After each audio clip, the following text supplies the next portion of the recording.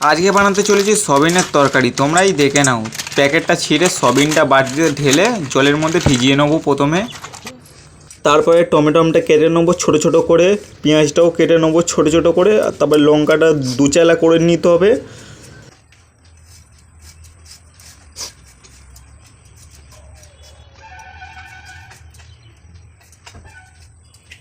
কড়াটা গরম হয়ে গেলে এর মধ্যে সর্ষে তেল দিয়ে দেবো। সর্ষে তেলটা গরম হয়ে গেলে রসুনটা বেটে নেবো। রসুনটা বাটার পর এবার তেলটা আমরা নেড়ে নেবো ভালো করে চারিদিকে। এবার সয়াবিনটা নিগড়ে নিগড়ে উঠিয়ে এবার সয়াবিনটা দিয়ে দেবো। সয়াবিনটা ভাজতে হবে এবারে।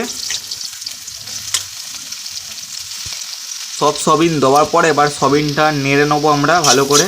এই নেড়ে নেবো লাল লাল করে ভাজতে হবে আমাদেরকে সয়াবিনটা। তারপরে সয়াবিনের মধ্যে নুন দেবো। নুন দেওয়ার পর এবার হলুদ দেবো, আবার নেড়ে নেবো ভালো করে।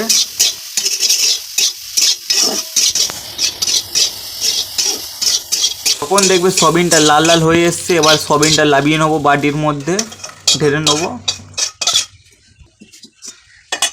সয়াবিনটা ঢালার পর এবার কড়ার মধ্যে তেল দেবো। কড়ার মধ্যে তেল দেওয়ার পর গরম হওয়ার পর তেজপাতাটা দিয়ে দেবো। তারপরে জিরে দিয়ে দেবো, গোটা জিরে। আবার নেড়ে নেবো ভালো করে। তারপর পেঁয়াজ দিয়ে দেবো।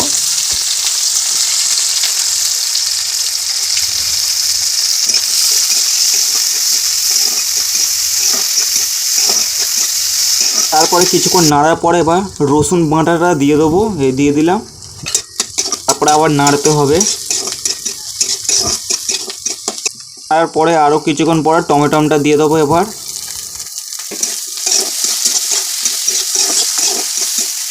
আর কিছুক্ষণ পরে আদা বাটা দিয়ে দেবো। আদা বাটা দেওয়ার পর এবার লঙ্কা কাটাটা দিয়ে দেবো। এই লঙ্কা দিয়ে দিলাম। আবার নেড়ে নেবো কিছুক্ষণ ধরে। কিছুক্ষণ পরে এবার নুন দিয়ে দেবো 1 চামচ। নুন দিয়ে দিলাম।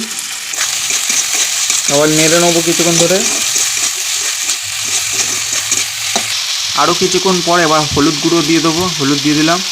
এবার লঙ্কার গুঁড়ো দিয়ে দেবো এরপরে। এবার জিরের গুঁড়ো দিয়ে দিলাম। নেড়ে নেবো আবার। তারপরে নাড়ার পরে এবার জল দিয়ে দেবো পরিমাণ মতন, অল্প জল দেবো। আবার নাড়বো।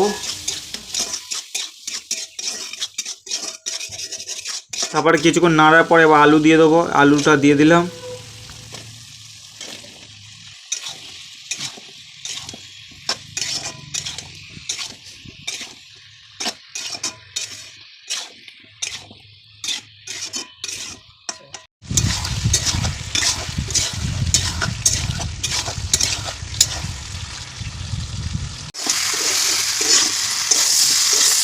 তারপরে 1 বাটি জল দিয়ে দেবো।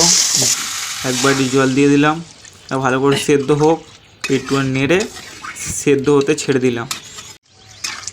তখন দেখবে আলুটা সেদ্ধ একটুখানি হয়ে এসছে, তখন সয়াবিনটা এবার দিয়ে দেবো। সয়াবিনটা দিয়ে আবার নেড়ে নেবো ভালো করে। এবার গরম মশলাটা এবার সয়াবিনের মধ্যে দিয়ে দেবো। দিয়ে দিলাম সয়াবিনের মধ্যে গরম মশলা। এবার নেড়ে নেবো আবার।